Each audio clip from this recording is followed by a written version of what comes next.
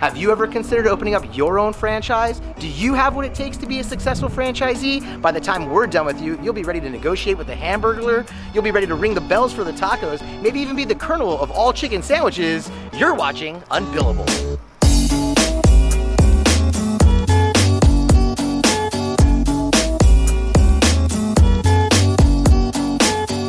Anytime it's a legal topic, you gotta start with what are the words, right? So start with a franchisor and a franchisee.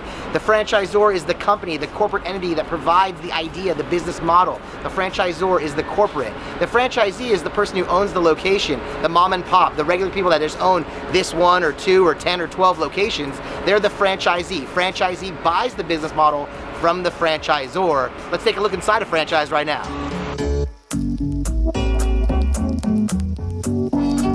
There's really 3 types of franchises. I mean, there's the common thing that most people know about, like the chain style franchise, but there's also manufacturing franchises and distributing franchises. Like if you think about a distributorship for a franchise, it'd be something like a beer distributor, something where the company's already making the product and just giving it to you to distribute it. Like they give you the cans and the bottles of beer, you just go and distribute it out to the other retailers that are selling the product.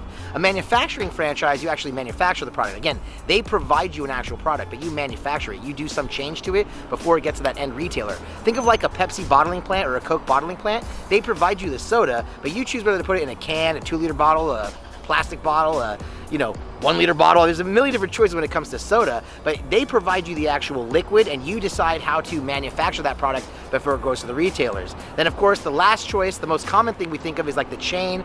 Now don't forget, not everything is a franchise. While like some types of businesses that might be food related are franchises, let's say El Pollo Loco, McDonald's, Burger King are franchises, some are not, like Chipotle, In-N-Out. Those are all corporate owned. So don't always think just because it's a food establishment that you see kind of similarly in more than one location that it makes it a franchise. Not all of those chains are franchises, but some of them all. And let's get into details of the contract, the franchise contract that determines the relationship between the franchisee, the guy who owns the business, and the franchisor, the corporate entity who sold the franchise business to the franchisee.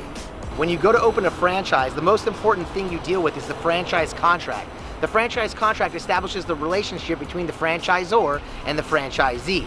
Now, your franchise contract is going to include your franchise fee, and that franchise fee is not the total cost it costs to open the business. The franchise fee is just what you pay the franchisor for the right to open one of their models, the right to open one of their businesses. Again, the franchise fee is only the pay to play, what you have to pay up front for the right to potentially open the business. You're going to have a total cost to open, which is going to include everything you need to open the business. That's different from the franchise fee, which is just what you pay up front to start. And again, both of those things are separate from royalties. Royalties is a percentage of the gross amount that's sold by the franchise, and then the franchisor takes a small percentage of that.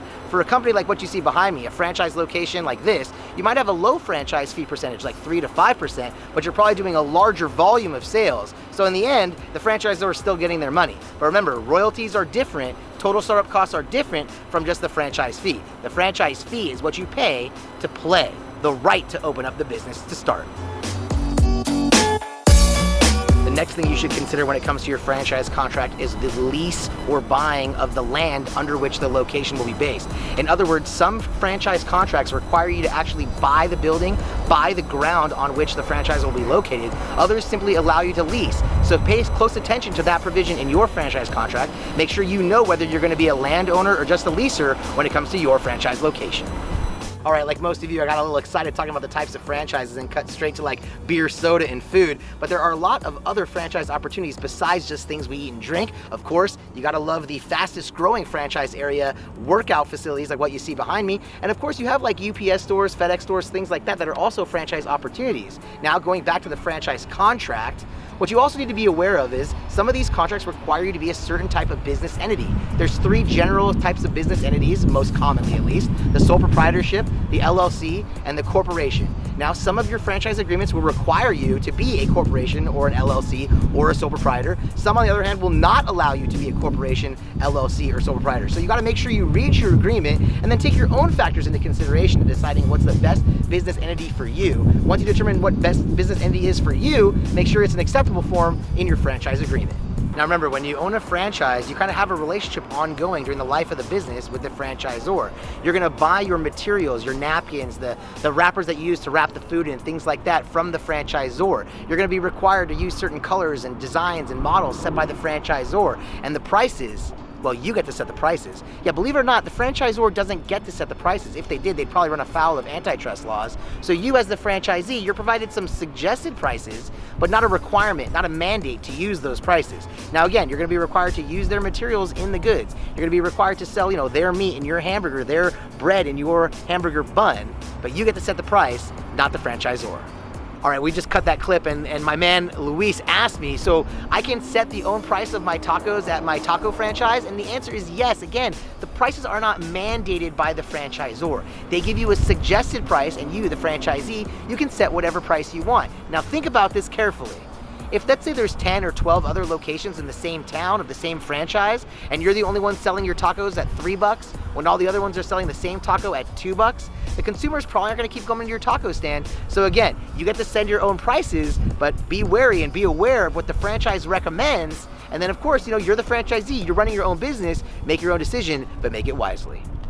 Now, other than pricing, I've saved like the most important piece of the contract for last, and that's control. As the franchisee, you control the day-to-day business operations. You control who to hire, who to fire, how much to pay people, things like that. But the franchisor still has some say. The franchisor still retains some control of the business operations. Generally speaking, it might be like the colors used on the building. Like behind me, you're never gonna see a chevron in red and gold, right? It's always red, white, and blue. It's their colors, their insignia. They're gonna dictate that you use that color scheme. They're gonna dictate that the pumps look a certain way, that the facility be a certain level of cleanliness, right? All of those things are dictated by the franchisor, and the franchisee's obligation is to meet those minimum standards. Now, if they want to make it even better, they can do that, but again, they can't run afoul of the overall business model. The franchisor has overall say in the way the business is run, putting in certain standards and requirements, but the franchisee controls the day-to-day, what to pay people, when to hire, fire, like I said before, and what other decisions that they make that control the actual business, the actual operation, and potentially the success or failure of that business.